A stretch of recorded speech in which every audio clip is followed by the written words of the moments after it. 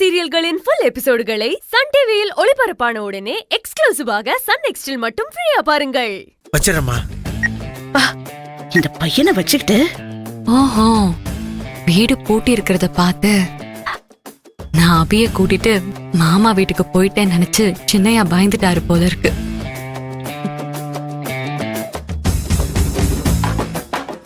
வா அபிமா.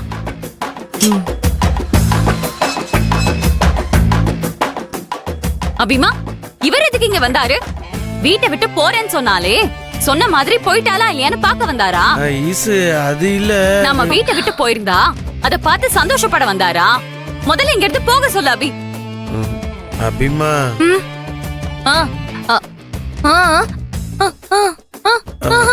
அபிமா, நான் உன்னை பார்க்க தான் வந்தேன்.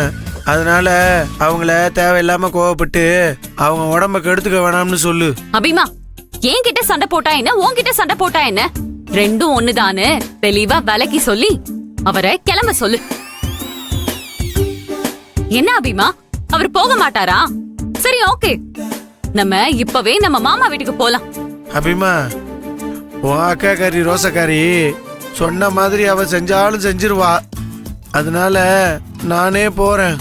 நீங்க உங்க மாமா வீட்டுக்கெல்லாம் ஒன்னும் போக தேவையில்லை, இங்கேயே இருங்க. நான் இங்க இருந்து போனதுக்கு அப்புறம் உன் அக்கா கோவம் குறையாம நான் என் மாமா வீட்டுக்கு தான் போவேன்னு பிடிவாதம் பிடிச்சான்னு வையேன், எனக்கு நீ உடனே ஒரு ஃபோன் பண்ணு, நான் உடனே ஓடி வந்துடுறேன். சரியா அபிமா? நான் உன்னை நம்பிதான் போறேன். உன் அக்காவை பத்திரமா பாத்துக்க.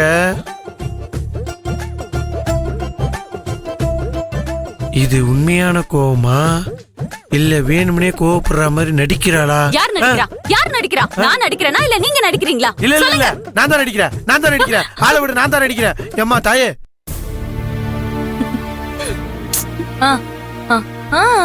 அபிமா, சின்னையா கிட்ட இப்படி பேசலனா மறுபடியும் காலையில என்ன டியூட்டிக்கு போக விடாம ஏதாவது டார்ச்சர் பண்ணுவாரு. அப்படி எதுவும் நடக்காம இதுக்கு இன்னைக்கே ஒரு முடிவு கட்டணும் தான் நான் மாமா வீட்டுக்கு கிளம்பி போறேன்னு அடிச்சு விட்டேன். அதுக்கு பயந்துகிட்டுதான் நாம இருக்கோமா கிளம்பிட்டோமான்னு பாக்க வந்திருக்காரு. சின்னையாவுக்கு பாவம் பார்த்தோம்னா அவரு நம்மள பாவமாக்கிடுவாரு. கண்டுக்காது, வா போலாம்.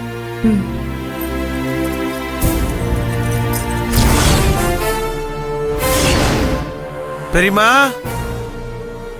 பெரியமா, நீங்க இங்கதான் இருக்கீங்களா? பெரியமா, நான் உங்களை வீடு பூரா தேடிக்கிட்டு இருந்தேன் தெரியுமா? அழகு, நீ எப்படியோ என்ன தேடி வருவேன்னு எனக்கு நல்லாவே தெரியும். என்ன அழகு, இப்பவாச்சும் நான் சொன்னதெல்லாம் உண்மைன்னு நம்புறியா? நம்புறேன் பெரியமா, நம்புறேன். நீங்க சொன்னதெல்லாம் சரிதான். ஈஸ்வரி போலீஸ் வேலையை விடுற மாதிரி என்கிட்ட இவ்வளவு நாளா நடிச்சிருக்கா பெரியமா.